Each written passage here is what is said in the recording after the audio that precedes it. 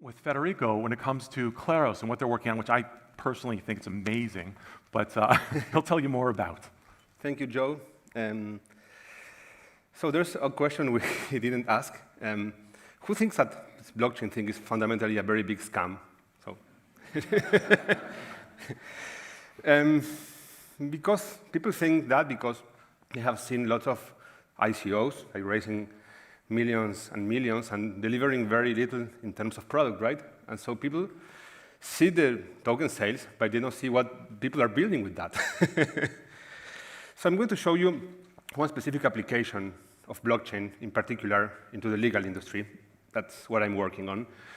And it's called Kleros. So imagine Alice, an entrepreneur from France, and she hires Bob, a developer from Guatemala. He does website design for a contract, and he delivers the product, right? And then she's not happy because she says that what he did is not what she expected, so there's a dispute there. And she's not going to Guatemala to find a lawyer and to go to court like for a $500 dispute, right? It doesn't make any sense. Now, imagine if instead of paying him directly, she had sent the payment into a smart contract that acts as an escrow, and they both agree that if there is a dispute on this contract, it's going to be solved by Kleros, that is going to be an arbitrator, right? So everything is agreed before the dispute happens. So the dispute happens, and then this dispute goes to Kleros, and Kleros is going to select, in an automatic way, a number of experts who are going to be like jurors for this dispute. And these guys are going to analyze the contract between the parties. They're going to see the evidence, and they're going to vote, right? So they are all experts in websites from all over the world. And they vote that Alice wins. So the contract that held the funds in escrow is going to send the funds back to her, right? And then she can recover the money that she had put there without going to court, right? So a very big question is, how are these jurors or arbitrators selected? And Kleros is called, so it means randomness in Greek, because it's based in how the ancient courts worked in Greece, right? So imagine this woman, she's in Japan, and she's a designer, and she works during the day in an agency, and during the evening, she wants to make some extra money by doing arbitration about website disputes. So to become an arbitrator, she has to get this token. It's a digital cryptocurrency that's called Pinakion. It's based on the name that the ID had in the ancient Greek courts. So that's how jurors were selected in trials in ancient Greece. And remember, they had these big, like, crowd trials, so these big rooms where they had like 50 jurors. And the whole system was based on the fact that all the citizens should be allowed to judge. Of course, all citizens who are not female or slaves. So this woman has to put this token, this Pinakion token, into a court. In this case, she's going to deposit this into the freelancing court, because Kleros can be used for lots of use cases. But she's going to put it into the freelancing court because it's a freelancing dispute about websites. And many more people are going to put this token there, and this gives them the right to be drawn as jurors for arbitration, right? And so it's like a random selection machine. So of all these guys who deposit the token, so only some of them are drawn, and they get the right to be jurors on the case and to collect arbitration fee for their work. So the big question is, how do you make these guys who are all over the world be honest in their arbitration? What's the big risk here? That they just see the contract and they see the evidence and they just vote like randomly A, B, B, A, without even looking at the evidence. So that's a big risk here. To solve this, Kleros uses game theory. So you may know this book. It's by Thomas Schelling, Nobel Prize in Economics, 2005. And he wrote, remember the prisoner's dilemma, where you have two guys in different rooms and they have to decide what to say, depending on what the other says, they go free or they stay in jail? So this is that kind of, this type of exercise that Schelling research on. And this book is about that type. And here he makes this example, right? Each one of you pick one of the squares, and if you pick the same that I picked, we both get $20. Have you picked one? Yeah. A1, who picked A1? No one. A6? Right? I don't see anything that you're saying, but but yeah, so people pick A6 because it seems special, right? All of them would be perfectly fine.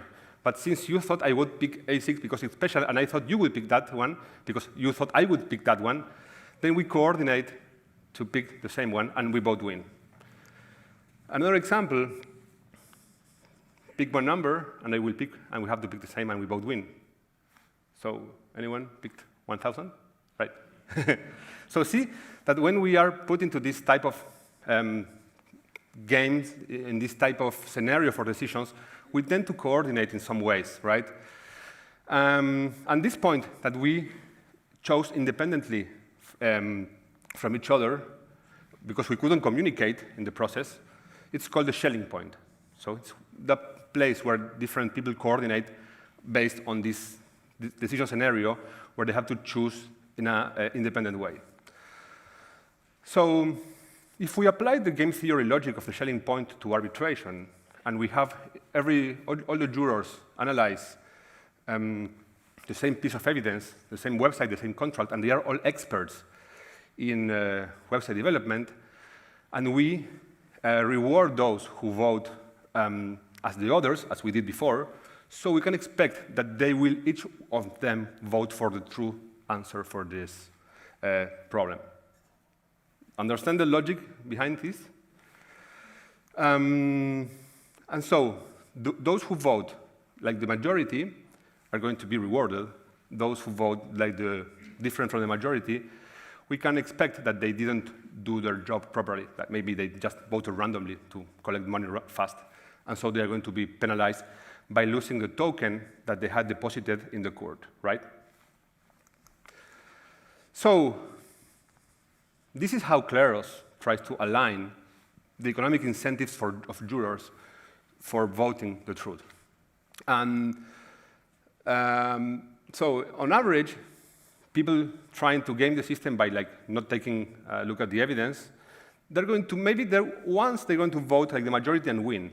But if they keep playing this game, just voting randomly, in the long run, they're going to lose more money than they make, and then they are going to exit the system. And the arbitrators that do a fine work, like analyzing the evidence and being experts in the type of dispute, so they will make money and they will stay there. So the system has like a self-protecting way of keeping the honest people inside the arbitration and keeping out the liars and the people who want to abuse it.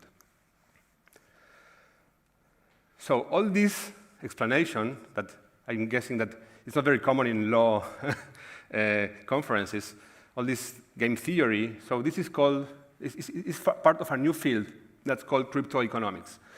It's about how you generate incentives, the right incentives, to create the right behavior in like distributed systems, right? This is a distributed system of jurors for decentralized justice, as Bitcoin is a decentralized system of incentives for a number of computers to agree on a single ledger, right?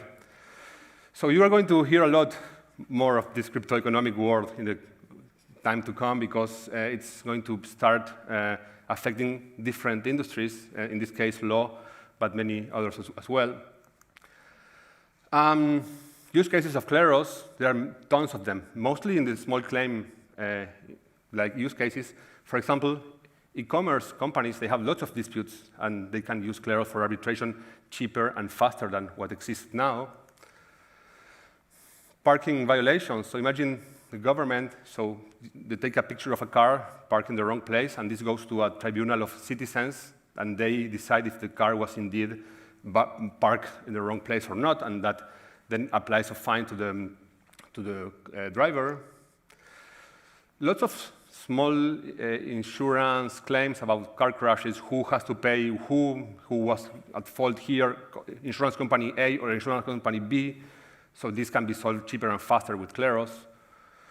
And then lots of small claims, like user against credit card company, user against utility company, or whatever other like small claim in this area. And then there are tons of other use cases that can pop up in time. So imagine the VAR, right?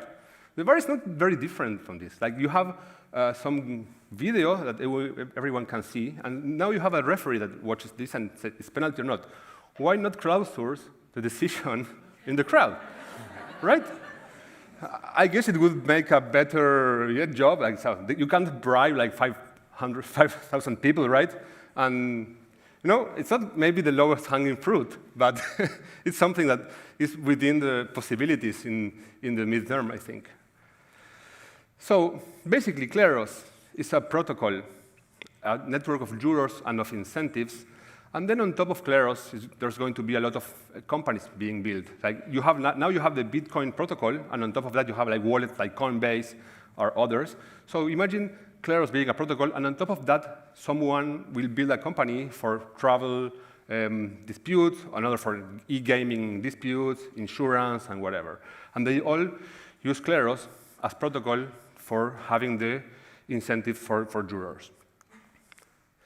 Well, as you know, we are incubated by Thomson Reuters, and we are doing this job of analyzing use cases.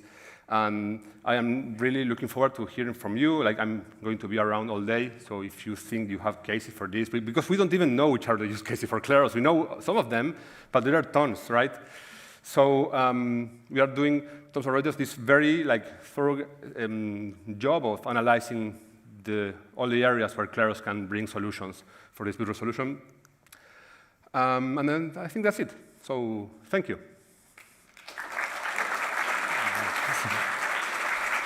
Honestly, I think it's an amazing concept.